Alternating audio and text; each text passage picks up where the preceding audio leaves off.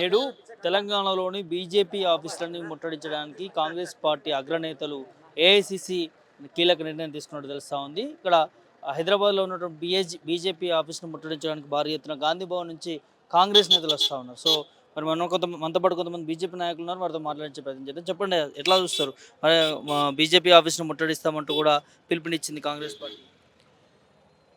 ఈరోజు కాంగ్రెస్ పార్టీ మరి all India Congress party ఈరోజు అన్ని రాష్ట్రాల్లో ఉన్నటువంటి భారతీయ జనతా పార్టీ కార్యాలయాలు గేరావ్ అనేటువంటి కార్యక్రమాన్ని ఈరోజు కాంగ్రెస్ పార్టీ తీసుకోవడం జరిగింది. దానికి సంబంధించి ఈరోజు తెలంగాణ రాష్ట్ర కార్యాలయం ముందు మేమందరం కూడా మరి కాంగ్రెస్ నాయకులకి స్వాగతం చెప్పడానికి ఇక్కడ మేమందరం కూడా వేచి చూస్తూ ఉన్నాం. మరి ఎందుకు ఈ యొక్క గేరావ్ ప్రోగ్రాం కాంగ్రెస్ ప్రభుత్వం తీసుకుందో ఒకసారి మరి వాళ్ళే చెప్పాలి. వాళ్ళని మేము అడగడానికి ఇక్కడ రాష్ట్ర కార్యాలయం ముందు మేమందరం కూడా నిలబడ్డాము. అంటే నేషనల్ హెరాల్డ్ కేసుకి సంబంధించి ఈడీ కేసులు అక్రమంగా పెట్టింది బీజేపీ ప్రభుత్వం అన్నట్టుగా కాంగ్రెస్ నాయకులకు సిగ్గుండాలి.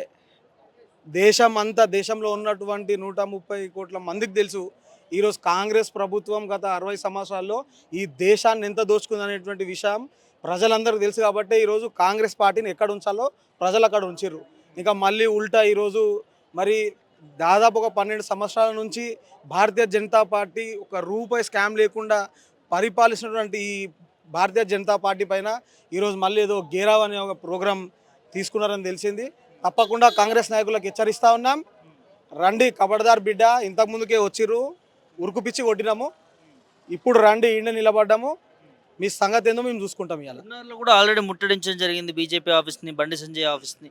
సో ఎట్లా చూస్తారు? మేము చెప్తున్నాం కదా, ఎక్కడైతే లేని దగ్గర చూసి ఈరోజు కాంగ్రెస్ నాయకులు దొంగల్లాగా పోయి ముట్టడేయం జరుగుతుంది. మరి ఇక్కడ నాంపల్లి రాష్ట్ర కార్యాలయం ముందు మేము అందరం కూడా నిలబడ్డాం.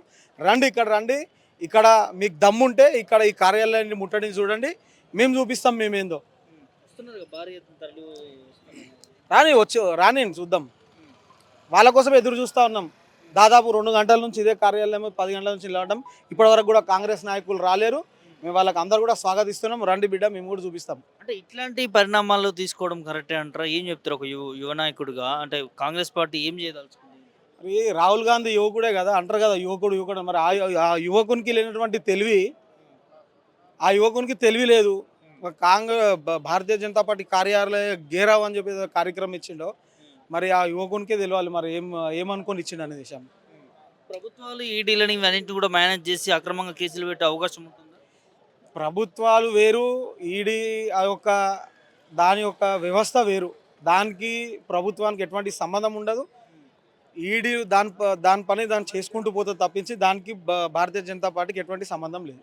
ఏం చెప్తారు కాంగ్రెస్ నాయకులకు ఒకటే హెచ్చరిస్తూ ఉన్నాం, ఇవన్నీ కూడా బంద్ చేసుకొని మీరు ఇచ్చినటువంటి 6 గ్యారంటీలు 420 హామీలని నెరవేర్చండి. ఫస్ట్ ఈ ప్రజలకు ఇచ్చినటువంటి హామీలని, అంతే తప్పించి ఇవన్నీ పనికిమాలిన పనులు వదులుకొని మీ పనులు మీరు చేసుకుంటే బాగుంటుంది, లేకపోతే తస్మాత్ జాగ్రత్త అని చెప్పి హెచ్చరిస్తూ ఉన్నాం. కాంగ్రెస్ ఆల్రెడీ 2 సార్లు ముట్టడిస్తే ఏం జరిగిందో కాంగ్రెస్ నాయకులకు చాలా బాగా తెలుసు. బరాబర్ ముట్టడిస్తే వీడికి తరిమి కొడతాం, లేకపోతే ఒక్కొక్కరిని లోపల తీసుకొని పోయి ఏం చేయాలో చేస్తాం. బరాబర్ కార్యాచరణ ఏం లేదు, వాళ్ళు రావడమే ఆలస్యం. బరాబర్ చూసుకుంటాం. తెలంగాణకు మంచిది కాదు కదా మరి వాళ్ళకి తెలియాలి. ఈ తెలంగాణ రాష్ట్రంలో కాంగ్రెస్ ప్రభుత్వం పరిపాలిస్తున్నటువంటి సందర్భంగా కాంగ్రెస్ నాయకులకు ఉండాలి ఇటువంటి తెలివి. మరి రాష్ట్రంలో ఇటువంటి సంఘటనలు మరి చేయాలా వద్దా అనేటువంటి వాళ్ళు ఆలోచించుకోవాల్సిన పరిస్థితి ఈరోజు తెలంగాణలో ఉంది. చెప్పండి, ఎట్లా చూస్తారు మేడం? బీజేపీ కార్యాలయాన్ని ముట్టడిస్తామంటున్నారు.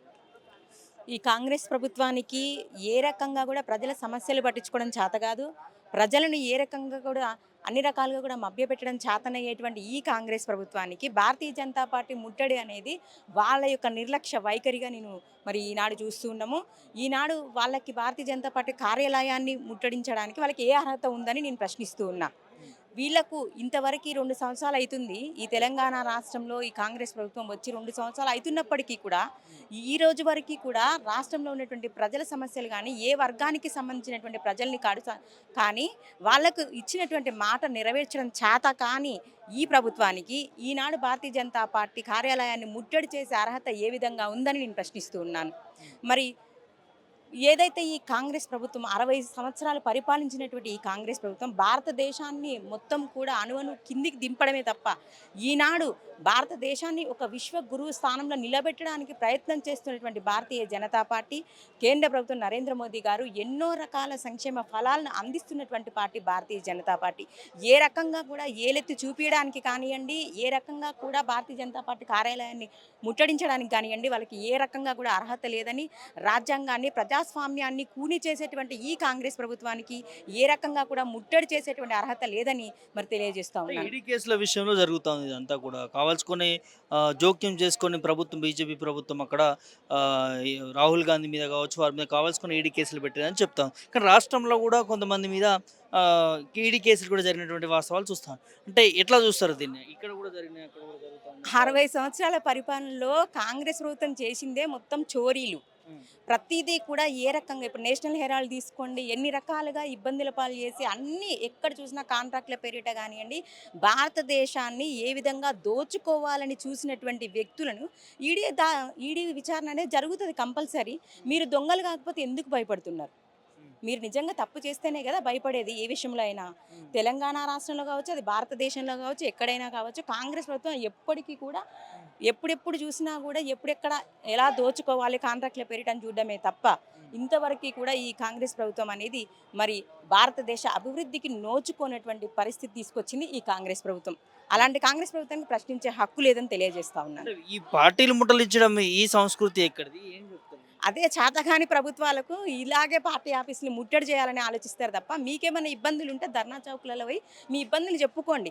అంతే తప్ప పార్టీ ఆఫీసు ముట్టడి చేస్తాం మేము ప్రతి ఒక్క ఆఫీసును తెలంగాణ రాష్ట్ర వ్యాప్తంగా ఉన్న ఆఫీసులు ముట్టడి చేస్తామంటే అసలు ముట్టడి చేసే హక్కు మీకు ఎక్కడదని ప్రశ్నిస్తూ ఉన్నాను. ప్రజాస్వామ్యం ఉందనుకోవచ్చు ఇట్లాంటి పరిస్థితి. ఈ తెలంగాణ రాష్ట్రంలో ఎప్పుడైతే కాంగ్రెస్ ప్రభుత్వం వచ్చిందో అప్పుడే ఈ ప్రజాస్వామ్యం కూని చేసినట్టే లెక్కగా భావిస్తూ ఉన్నాను.